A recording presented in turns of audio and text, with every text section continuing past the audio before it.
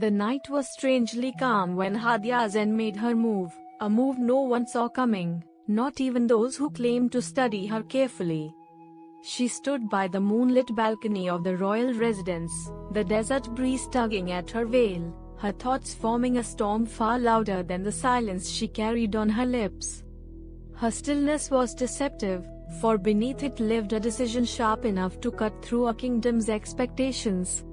She had always been known for her grace, her gentleness, her serene presence that softened even the most relentless corridors of power. But tonight, that softness was nowhere to be found. In its place stood a woman forged by quiet endurance, a woman who had learned that silence could be a weapon far more devastating than words hurled in anger. And she was ready to use it. Sheikh Hamdan, unaware of the tempest brewing in her calm gaze, continued his duties with the same rhythm that crowned him as the nation's heartbeat.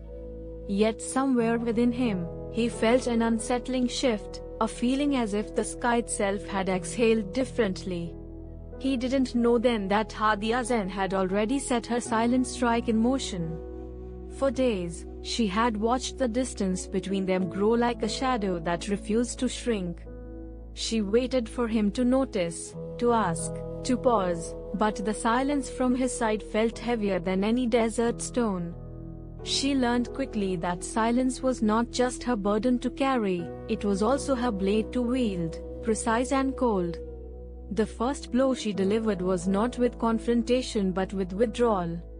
She pulled her presence back, step by step, so subtly that even the palace walls didn't notice at first. Her laughter vanished from the hallways, her warmth dimmed from gatherings, and even her perfume, once a gentle whisper of jasmine, stopped accompanying her through the corridors. She became a mirage nobody realized was fading.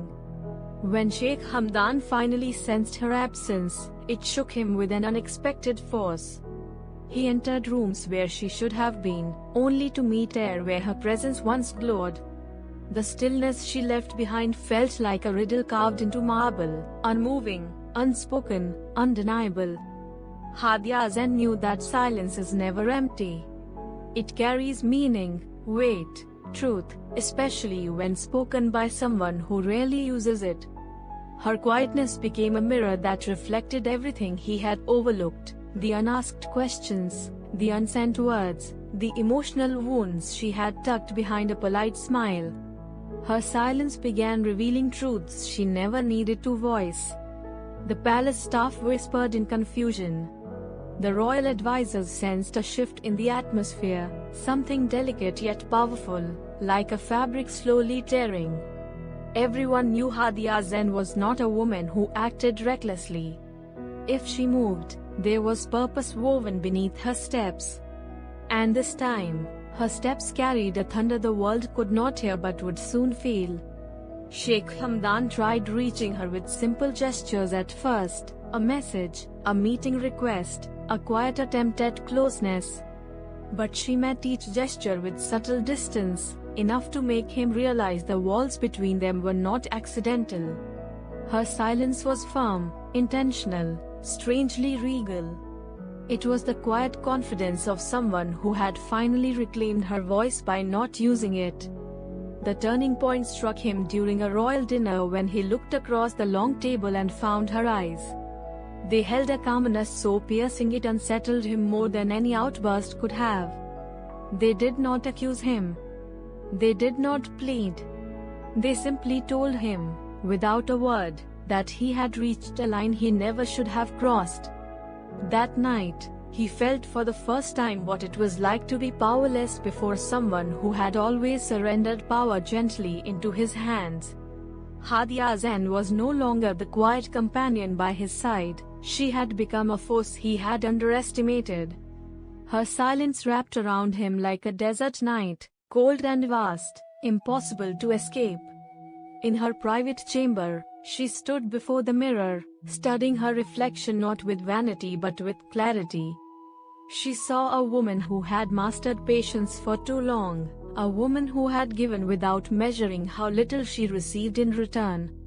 She was done offering herself in fragments, She looked at him with a calmness that felt like a verdict carved from the stars themselves. For the first time, Sheikh Hamdan felt the weight of her absence even while she stood only a few steps away. Her silence had shaped itself into an invisible wall, one he knew he could not break with apologies or titles. He had to cross it with truth, something far heavier than the crown he wore. Yet as he opened his lips to speak, her gaze stopped him, not harshly, but with the quiet authority of a woman who had finally learned her worth. Haadiya then moved past him, her steps soft yet carrying the power of a storm restrained. Her silence lingered behind her like a trailing cloak woven from every moment she had been unheard. It wasn't malice that guided her, it was clarity. She needed him to feel the echo of everything she had once whispered to him gently, everything he had let slip through the cracks of his busy life. She was not punishing him. She was making him listen, perhaps for the first time. As she stepped into the courtyard, the lantern lights reflected off her expression, revealing a strength he had never noticed, or perhaps had chosen not to see. She looked like a queen untouched by chaos, a woman who had rebuilt her heart with her own hands. The palace guards bowed, unaware that they were witnessing one of the quietest revolutions the royal family had ever seen, a rebellion carved not from rage, but from self-respect. And when he approached her at last, standing at the threshold of her space, he understood that he was not facing rebellion. He was facing revelation. Haadiya Zen had struck not with fury, but with dignity. Her silence was her message, her boundary, her liberation, and in that silence, she reclaimed not just her voice, but her destiny. Sheikh Hamdan followed her, not with the confidence of a ruler but with the hesitance of a man unsure of his place in her world anymore. The night air wrapped around him, cold with the realization that Haadiya Zen had become a universe he could no longer assume belonged to him. Every step he took felt like he was walking through the consequences of his own neglect. He wanted to speak, to explain, to unravel the distance she had woven, but she held her silence like a shield he could not penetrate. Yet instead of shrinking from that weight, she embraced it.